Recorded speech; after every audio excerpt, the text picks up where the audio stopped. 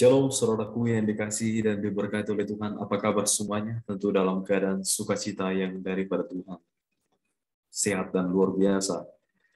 Nah, pada malam hari ini kita akan diperdengarkan oleh firman Tuhan melalui membacaan kitab Ratapan 1 ayat 1 sampai dengan ayat 6. Ratapan 1 ayat 1 sampai dengan ayat 6. Mari kita buka Alkitab kita. Biarlah Alkitab kita terbuka, Bapak Ibu, untuk membaca kitab ini. Sebelumnya kita berdoa, memohon bimbingan Roh Kudus. Kita berdoa. Sungguh alangkah luar biasa ya Tuhan, pada kesempatan ini Tuhan nyatakan kepada kami dalam wujud untuk mendengarkan firman-Mu ya Tuhan. Sertai hati dan pikiran kami Tuhan, agar kami siap untuk mendengar dan siap untuk mengerti apa yang Tuhan kehendaki dalam hidup kami, supaya kami mampu berbuat yang baik dalam kehidupan kami Tuhan. Tuhan, pada saat ini kami sertai kami, jagai kami. Dalam Kristus Yesus kami berdoa. Amin. Saudaraku yang dikasihi oleh Tuhan, kita akan membaca Alkitab ini. Saya akan membacakan untuk kita semuanya. Ratapan 1 ayat 1 sampai dengan ayat 6. Demikian bunyi. Betapa terpencilnya kota itu yang dahulu ramai, laksana seorang jandalah ia, yang dahulu agung di antara bangsa-bangsa, yang dahulu ratu di antara kota-kota, sekarang menjadi jajahan. Pada malam hari terseduh-seduh ia menangis, air matanya bercucuran di pipi dari semua kekasihnya. Tak ada seorang pun yang menghibur dia, semua temannya mengkhianatinya. Mereka menjadi seterunya. Yehuda telah ditinggalkan penduduknya karena sengsara dan karena perbudakan yang berat. Ia tinggal di tengah-tengah bangsa-bangsa, namun tidak mendapat ketentraman. Siapa saja yang menyerang dapat memasukinya pada saat ia terdesak. Jalan-jalan ke Sion diliputi duka cita karena pengunjung-pengunjung perayaan tiada. Sunyi-senyap segala pintu gerbangnya, berkeluh kesah imam-imamnya, bersedih pedih darah-darahnya, dan dia sendiri pilu hatinya. Lawan-lawan menguasainya seteru banyak bahagia. Sungguh Tuhan membuatnya merana karena banyak pelanggarannya. Kanak-kanaknya berjalan di depan lawan sebagai terhalang. Lenyaplah dari putri Sion segala kemuliaannya. Pemimpin-pemimpin bagaikan rusa yang tidak menemukan padang rumput. Mereka berjalan tanpa daya di depan yang mengejarnya. Demikian firman Tuhan, terpujilah Kristus. Haleluya. Saudaraku yang dikasihi dan diberkati oleh Tuhan, kita Ratapan adalah kitab yang sengaja ditulis. Tentunya pada saat itu kita tidak tahu siapa penulis yang sebenarnya, tetapi pada kitab sebelumnya kita ketahui bahwa sebelum Ratapan ada kitab Yeremia. Nah, ini merupakan nubuatan dari Yeremia setelah dia memberikan sebuah pertolongan kepada bangsa-bangsa yang membutuhkannya. Nah, kali ini Yeremia atau Nabi Yeremia ditugaskan untuk memberikan kebenaran pada bangsa yang sudah ditetapkan oleh Tuhan. Bangsa itu ialah bangsa Yerusalem. Bangsa Yerusalem sudah terpinggirkan oleh bangsa Israel dan diserang oleh Babel. Nah, saudaraku yang dikasihi dan diberkati oleh Tuhan, kita bisa melihat sebenarnya apa sih titik fokusnya dari Ratapan saat ini? Karena ini berkaitan dengan keruntuhan dan kesunyian Yerusalem, tapi seakan-akan syair dari penulisan kitab ini dikaitkan dengan sebuah puisi yang sebenarnya ini kita agak kontradiksi kalau kita perhatikan secara logika ya. Karena dari tadi kalau misalnya kita baca, ini semua berkaitan dengan puisi-puisi yang menggambarkan sebenarnya sudah terjadi, namun dibuat sedemikian mungkin supaya menarik orang atau menarik pembacanya untuk melihat sebenarnya apa yang terjadi di kota Yerusalem itu. Nah, saudaraku yang dikasihi dan diberkati oleh Tuhan, ini berkaitan dengan pengumuman kepada bangsa Israel. Sebenarnya meliputi dari bangsa Yerusalem. Kenapa dikatakan bangsa Israel? Karena bangsa Israel itu telah dihancurkan oleh Tuhan melalui nabi-nabi yang sudah diutus ke sana.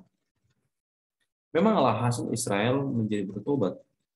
Namun kita bisa perhatikan, saudara, karena pada saat itu, karena perubahan-perubahan besar yang diberikan kepada bangsa-bangsa itu, meliputi tanah Babel, menjadi pertentangan yang sangat hebat. Maka pada saat ini kita belajar mengenai yang terjadi dalam bangsa Yerusalem.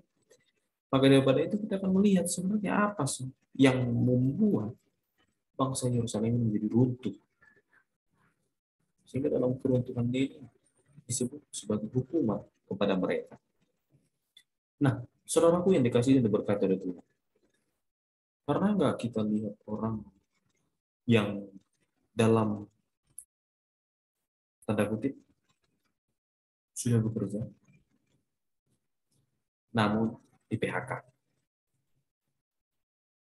Nah, saudaraku, tentu pada masa-masa kita saat ini, masa pandemi COVID-19 yang melanda kita, hal tersebut sering terjadi dan hal tersebut menjadi permasalahan yang sangat luar biasa dalam kehidupan kita.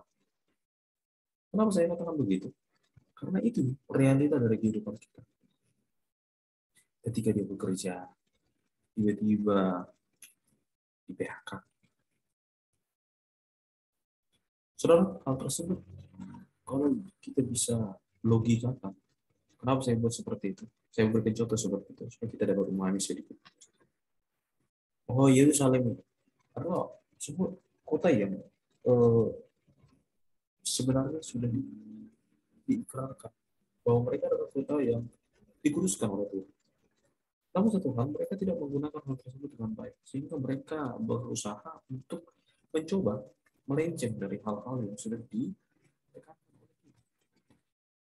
Kalau kita berbicara mengenai aturan, aturan di pemerintahan tentu kita pasti akan jalan. Benar memang, aturan itu kalau nggak dilanggar, nggak enak, gitu kan. Ini berkaitan juga pada bangsa Israel, berkaitan juga pada bangsa Yerusalem, berkaitan juga pada bangsa-bangsa yang sudah diutus, yang membangkang. Maka daripada itu, itulah gambaran dari orang-orang yang membangkang, sehingga Tuhan sangat marah. Dia mengutus nabi-nabi untuk tolong nasihati mereka supaya mereka tidak melakukan hal yang semacam itu. Saudaraku, sangat luar biasa kalau kita baca nats ini.